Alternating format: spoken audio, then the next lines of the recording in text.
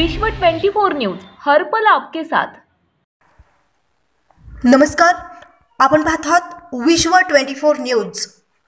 सोलापूर शहर येथील एकदम धक्कादायक अशी ही घटना आहे। शहर सोलापूर मोदी हुडको मुलाने बापाच्या डोक्यात फरशी घालून केली हत्या।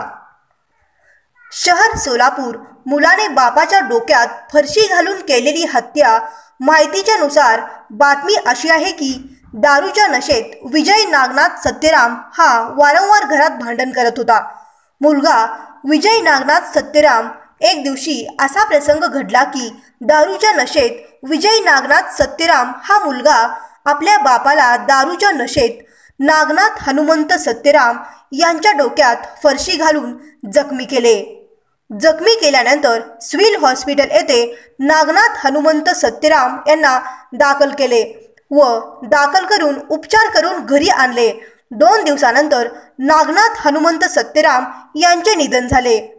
विजय हनुमंत सत्यराम नागनाथ हनुमंत सत्यराम यांचा मुलगा फरार आहे।